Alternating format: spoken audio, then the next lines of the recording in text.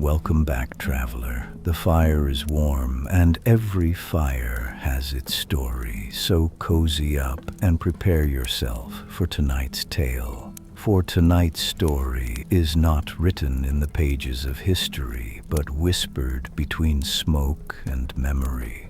Join me by the fire and enjoy the story. The rain returned sometime after midnight. Not the violent mountain storms that rattled shutters and flooded roads, but a softer rain carried gently through the pine forests south of the monastery.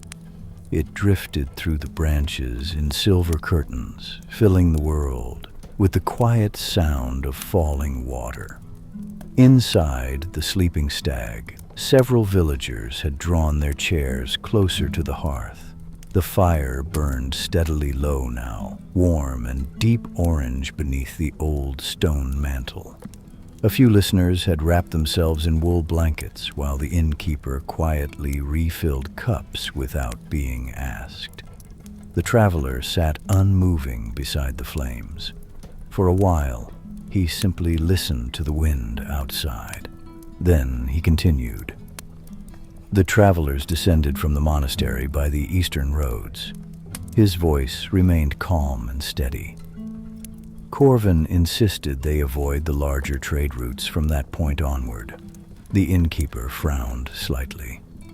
Because of the Bengal. The traveler nodded once. Yes. A pause. He feared someone else might already be searching for it. The fire crackled softly. At first, the others thought he was overreacting. A faint smile crossed his face. Until they began noticing the riders. The tavern grew still again. Riders? The innkeeper's daughter asked quietly. The traveler rested one hand against his cup. Always distant. Another pause. Always watching. Outside, rain whispered gently against the tavern windows. The first appeared near dusk, 2 days after leaving the monastery. The traveler's tone softened slightly into description again. The road wound through high pine forests, where the trees grew so tall they blocked most of the evening light. Mist drifted low between the trunks, and the only sounds were the horses and the rain.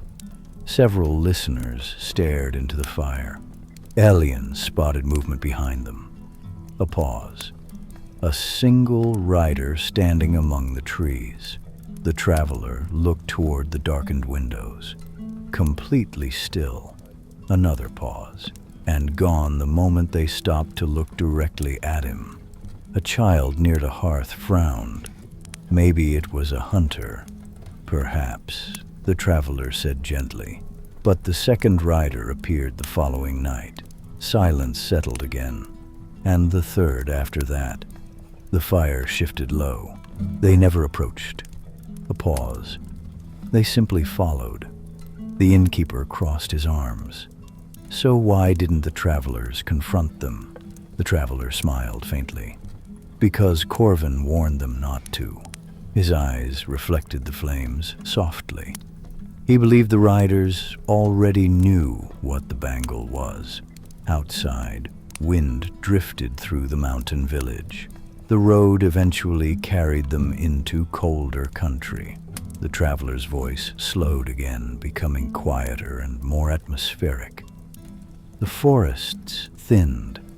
Snow gathered across the hillsides. Rivers froze along their edges beneath pale morning light. A few listeners pulled their blankets tighter despite the warmth of the tavern. Travel became difficult. The traveler folded his hands carefully. One horse slipped crossing an icy ridge and nearly carried Elian into a ravine. Another pause.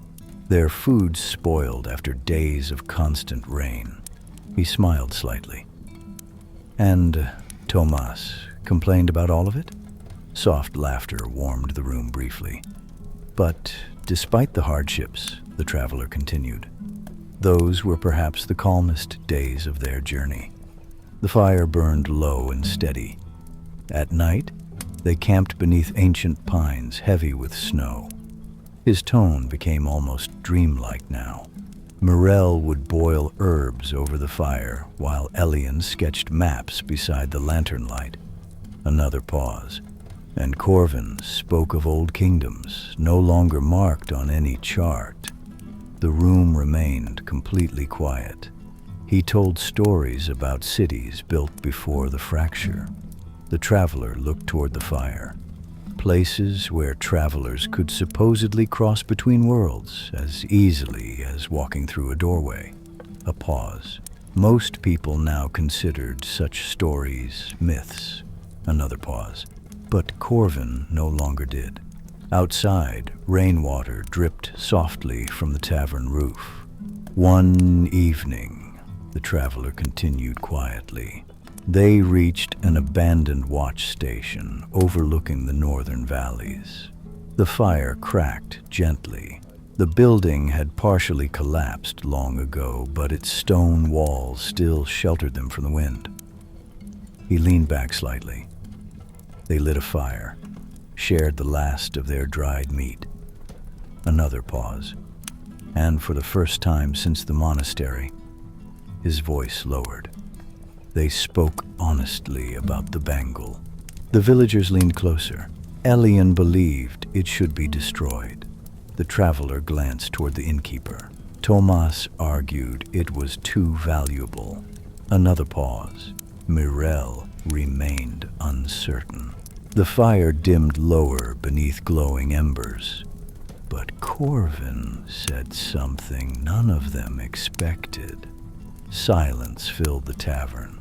He believed the Bengal was trying to return home. A faint chill seemed to pass through the room. The others laughed at first. The traveler smiled softly. Even Tomas. Another pause. But Corvin pointed out something troubling. He looked slowly around the tavern, no matter how often they changed roads. The fire cracked sharply. The same villages kept appearing ahead of them. Several listeners frowned in confusion. The same bridges. Another pause. The same ruined shrines. The traveler's voice softened further, as though the journey itself were guiding them. Outside, thunder murmured faintly somewhere beyond the mountains. Tomas accused Corvin of paranoia. The traveler sighed lightly. Then Morel unfolded Elian's maps. A long pause settled over the tavern, and they discovered something impossible. The firelight flickered gently across the traveler's face. For nearly 6 days, another pause. They had been traveling in circles. Silence. But none of them remembered taking the same road twice. The room remained perfectly still. The traveler lowered his gaze toward the glowing embers. And that, he said quietly, was the moment they began to fear the journey itself.